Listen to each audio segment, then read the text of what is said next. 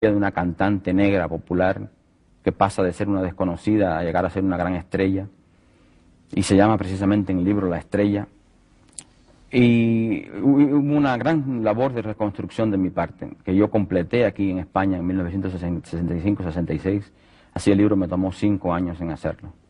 Desde el punto de vista de la técnica literaria, ¿qué elementos, visto ahora ya desde lejos, después de los años transcurridos, descubre usted que funcionaron de una manera más brillante en el juego de los personajes y de la acción de esta novela? Bueno, hay en el libro realmente una galería de voces. Había un intento de atrapar la voz cubana. La voz de la calle, de la radio, de la televisión. Sobre todo esa forma de hablar que tienen los habaneros, que es una forma esencialmente cubana, atrapar esa forma por medios literarios. Eso se consiguió, a lo que parece. Yo creo que sí, que es una novela que ha elevado un dialecto, el lenguaje cubano, a una forma literaria. El lenguaje cubano, que es un lenguaje lleno de color, por otra parte. Sí, con mucho colorido, con una gran... Es decir, yo pretendo conservar parte de esa forma de hablar cubana, comiéndonos las heces, hablando muy atropelladamente, con una gran rapidez. Con una gran alegría casi siempre. Exactamente, y eso yo creo que está presente en el libro. Muy bien, pasemos a otro de los diversos libros de Guillermo que tenemos por aquí. Ese título que hemos encontrado antes en lo que había de ser 3 tristes tigres, lo hallamos de nuevo más adelante en un libro nuevo, que en realidad es un libro de relatos con un tema unitario. Es en realidad una forma de ver la historia de Cuba a través de la violencia en la historia de Cuba, desde antes del desembarco de Colón, es decir, la violencia que tenían los primitivos indios que habitaban en Cuba, la violencia que les era impuesta a estos indios que eran de una naturaleza muy mansa por los indios caribes, que eran inclusive antropófagos. Luego después viene la violencia de la conquista española por Cuba después del descubrimiento, aparece la violencia bajo la colonia, entonces surge de nuevo la violencia en las luchas por la independencia de Cuba en el siglo pasado, luego sigue la violencia republicana que era tan violenta como la violencia colonial, y después terminamos con la violencia de Batista y finalmente la violencia actual, que hace que el libro termine con una serie de testimonios de cómo es la vida hoy en Cuba.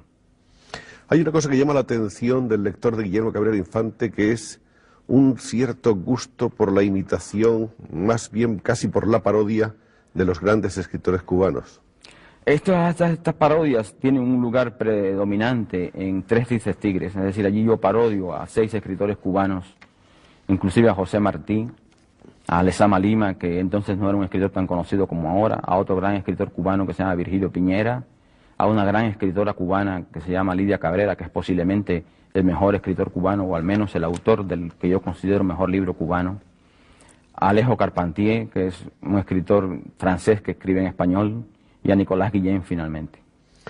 Así en la paz como en la guerra es un libro de relatos publicado en La Habana en 1960, que tiene una segunda edición en España en el año 71. Sí, este libro fue escrito bajo la dictadura de Batista y no lo publiqué hasta el segundo año de la Revolución. En esos años había una gran curiosidad no solamente en La Habana, sino en el mundo entero por todos los jóvenes revolucionarios, los jóvenes escritores e intelectuales que estaban en cierto modo asociados a la revolución de Castro, que creo que ha sido una revolución vista con general simpatía en todas partes. Hablo de los comienzos, sí. Estamos hablando del momento, por supuesto. El momento en que están los barbudos teniendo una etapa estelar y de enorme popularidad. ¿Acaso eso pudo influir también en el éxito que tuvo este libro cuando apareció?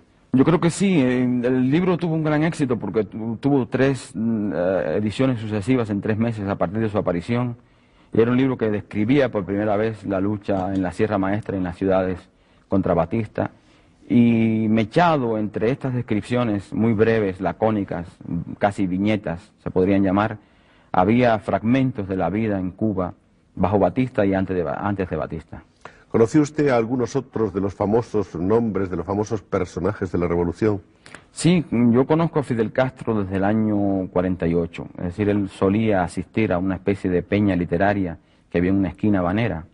Él formaba entonces, aunque a él no le gusta que le recuerden este pasado, formaba entonces parte de uno de los grupos de acción, que era una especie de pandillas que se mataban entre sí, y él formaba parte de una de estas pandillas, y estas pandillas, cosas curiosas, se congregaban alrededor del llamado Paseo del Prado en La Habana, frente a la peña literaria en el café, el Salón Cristal, y aunque no se hacían nada en público estos gángsters, se miraban siempre con malos ojos, y Fidel Castro se aproximaba mucho a la peña literaria. Entonces, por supuesto, no tenía barba, tenía una barbilla fugitiva más bien, y siempre estaba de traje, es decir, siempre llevaba un saco bajo el cual ocultaba una pistola. Y lo volví a encontrar en el año 59, cuando yo hice, junto con otros periodistas, todo el periplo que lo condujo a Washington, a Nueva York, a Canadá y después por América del Sur. ¿Conoció usted a Cienfuegos? Sí, era el más simpático de los líderes revolucionarios, el más simpático de los guerrilleros. Y fue lamentado por mucha gente en Cuba que muriera en circunstancias tan extrañas. ¿Qué opinión tiene usted del Che?